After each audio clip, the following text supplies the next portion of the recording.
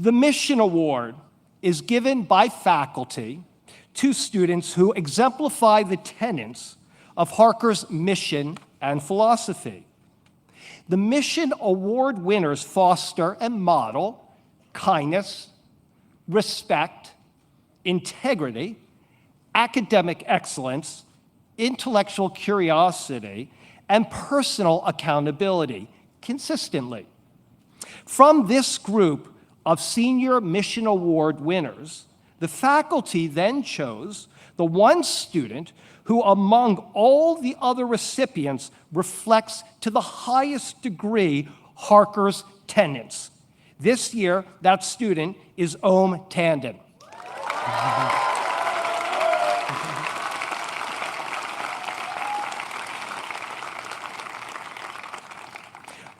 Came to Harker in kindergarten and impressed all of his teachers along the way.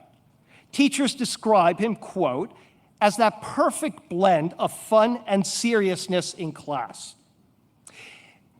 They described him as humble, as grounded. Quote, ask anyone who knows and you'll get rave reviews about this mature and down-to-earth young man who possesses exceptional social skills and natural leadership abilities. Another teacher remarked, he habitually evidences kindness. Now, one teacher described, quote, is a perfect example of Aristotle's notion of ethos. A speaker with ethos, this teacher explained, is worthy of moral admiration.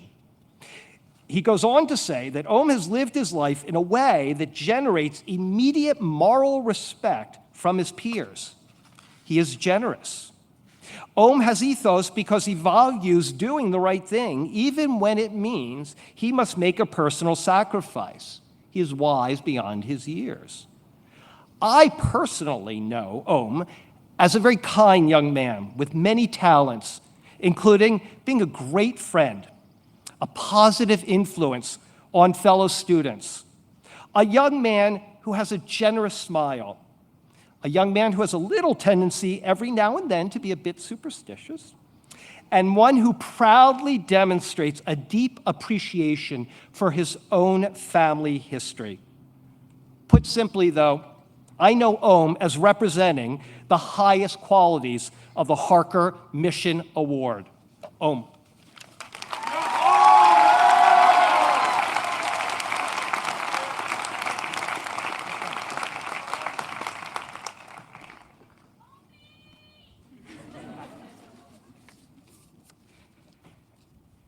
Thank you, Mr. Barsky, for that wonderful introduction.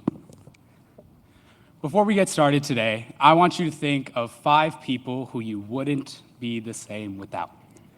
No, seriously, I want you to actually think of them. Everybody, close your eyes, I'm watching, and choose 5 people. I'll give you a few moments. All right, hold on to these names, and we'll get back to them later. To prepare for today, I watched a lot of commencement speeches, and many of them seem to give similar advice. Follow your dreams, they say. Never give up. If you put your mind to it and keep trying, you will succeed. At the right time, these pieces of advice can be really encouraging, but to me, they feel incomplete. They don't tell the whole story of what it truly means to succeed. So today, I'll tell you my story of following my dream of playing college basketball. Imagine a 14-year-old chubby It can't be that hard, not much has changed. I had just finished another season of basketball, the sport I've loved since I was 5. Because this was during the pandemic, I figured it was the perfect opportunity for me to perfect my craft and become the best player I could be. Now, as an Indian kid, being an NBA All-Star was off the table from day one. But playing college basketball was definitely possible. So I set smaller, more attainable goals on my journey to achieving my dream. In freshman year, I wanted to make varsity. In sophomore year, I wanted to be a starter. As a junior, I wanted to become team captain and lead my team in scoring. And in senior year, I wanted to make an all-league team and sign my offer to continue my basketball dream. Freshman year, I was the sixth man on varsity. And sophomore year, I earned a starting spot. Check and check. Everything was going according to plan. But then came a game in January of my sophomore year. As I went up for a rebound, I caught the elbow of an opponent across my nose. I immediately exited the game, suffering a concussion that sidelined me for the rest of the season. This wasn't great, but hey, I was only a sophomore. If at first you don't succeed, try again, right? I didn't give up, grinded during the summer, and achieved my goals of being team captain and leading scorer during my junior season. I even won MVP of our in-season tournament and started talking to some college coaches. But then, I landed awkwardly on an opponent and broke my foot, bringing my breakout season to an end. Everyone at school called me peg leg after my unorthodox walking aid, the iWalk, which put a much-needed smile on my face. But I was running out of time. The important college basketball showcases that would determine my future were only a few months away. So I kept working. Even with a boot on my foot, I hobbled around my training facility to continue to build my strength and athleticism. I spent the summer before my senior year putting myself through more physical and mental stress than I ever had before. I put my mind to my goal, and I wasn't going to let anything stop me from achieving it. I didn't give up. Then, during a practice just 3 days before I was scheduled to fly to the East Coast to play in front of college coaches, I landed awkwardly again and immediately knew what had happened. I had 2 surgeries and couldn't walk from August to December. That's when it hit me. I was never going to play college basketball. When I came to that realization, all of the emotions that I had suppressed for months just came out. I sat on my bed, crouched over with my head in my hands, yelling and crying, asking, why me? I did everything I was supposed to. I persevered through so much, devoted so much time. Why me? Am I just that unlucky? But then I looked up and I saw my mom, dad, and sister all in tears with me. It was at that moment that I realized I wasn't unlucky. Instead, I was the luckiest man in the world to have such an amazing support system that helped me persevere through my difficult time, to stay positive through it all, and lift me up when I was down.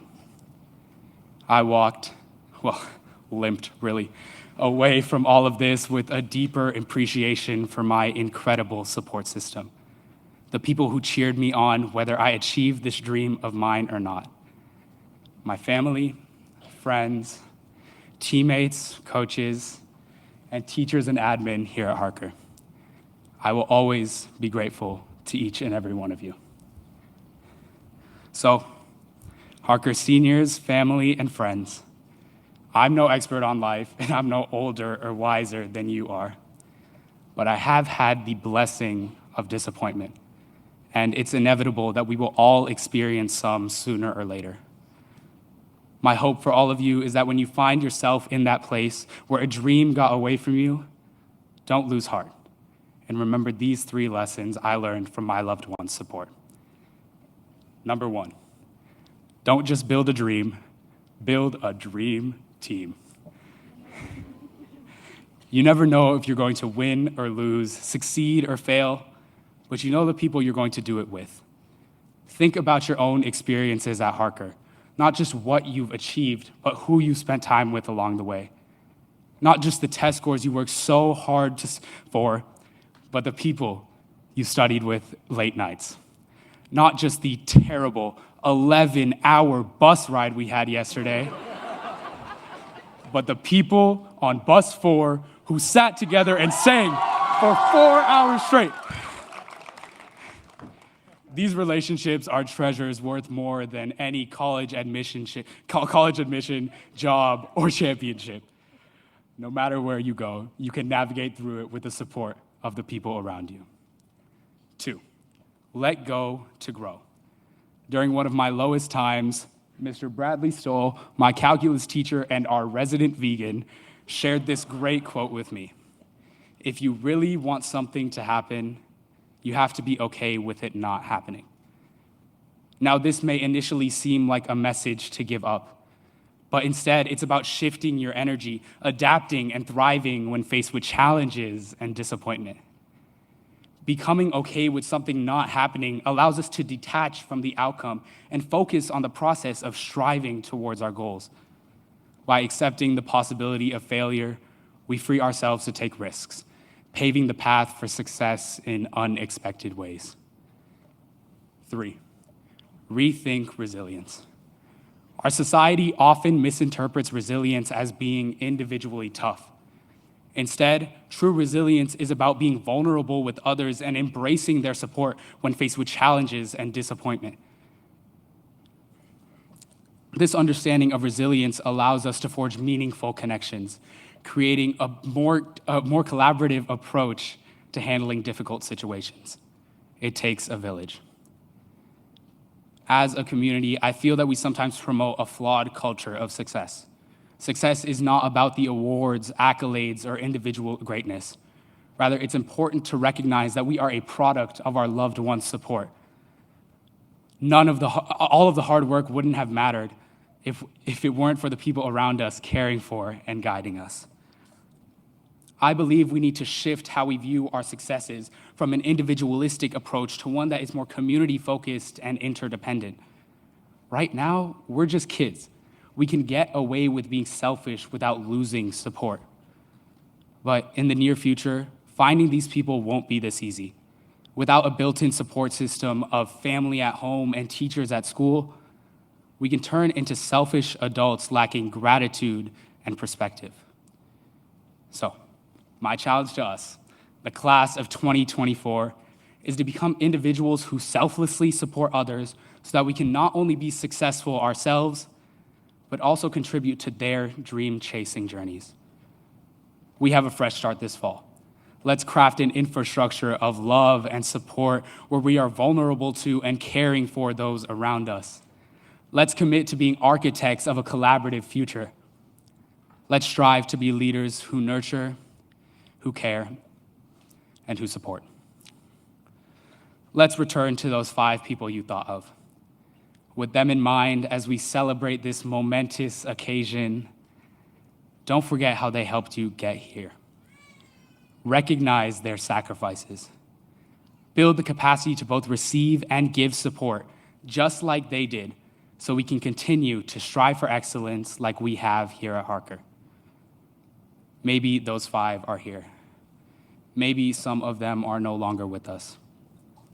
Wherever they are definitely proud of the people we have become. I, for one, am immensely proud to call all of you my classmates. Congratulations, class of 2024. We made it. Thank you.